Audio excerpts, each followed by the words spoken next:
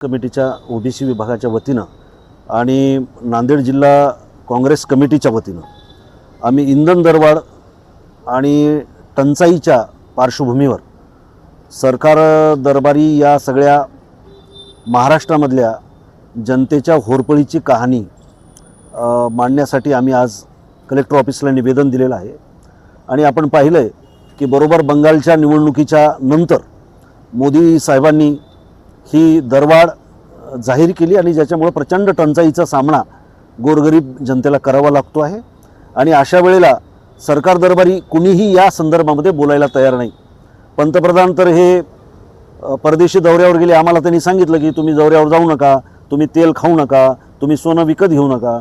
म्हणजे सगळी बंधनं ही सर्वसामान्य जनतेला आहे आणि आयाशी करत आमचा पंतप्रधान परदेशामध्ये वाऱ्या करतोय। आणि जनता ज्या वेळेला या ठिकाणी विचारते की बा हे आता आम्ही किती सहन करायचं, तर तो म्हणतो की मेलोडी खाओ और खुद जान जाओ। अशा पद्धतीची परिस्थिती महाराष्ट्रात निर्माण झालेली आहे आणि याला काँग्रेसच्या वतीनं आम्ही तीव्र विरोध करतो आहोत।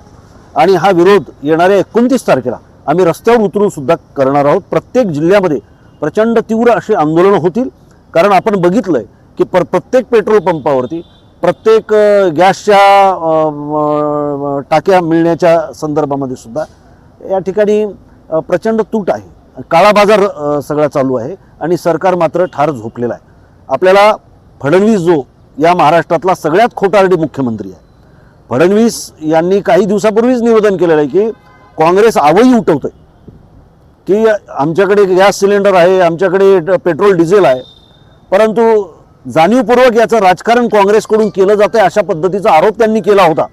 परंतु आपण पाहिलंय की जे काँग्रेस बोलत होती ते सत्य बोलत होती। काँग्रेस सत्यावर आधारित भाष्य करणारा पक्ष आहे, परंतु फडणवीसची परंपरा नेहमी खोटं बोलण्याची आणि रेटून बोलण्याची आहे। त्यामुळे फडणवीस आज तोंडावर पडलेले आहेत, पण तोंडावर पडले तरी गिर्या तो भी टांग उपर या म्हणीप्रमाणे ते पुन्हा पुन्हा निर्लज्जपणानं महाराष्ट्राच्या जनतेला मूर्खात काढण्याचा प्रयत्न करीत आहेत। परंतु जनता आता हुशार झालेली आहे। आपण पाहिलं की त्यांच्या विरोधामध्ये जाणाऱ्या प्रत्येकाचे आवाज दाबण्याचा प्रयत्न होतोय। हे केवळ नुसतं आंदोलन नाही, तर लोकशाहीचा आवाज अधिक बुलंद करण्याचा काँग्रेसचा प्रयत्न असणार आहे।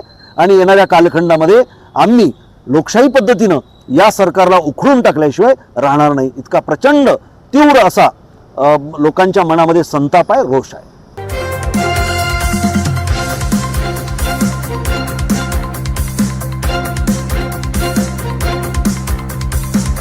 समाज साधना न्यूज, समाजहितासाठी सदैव अग्रेसर।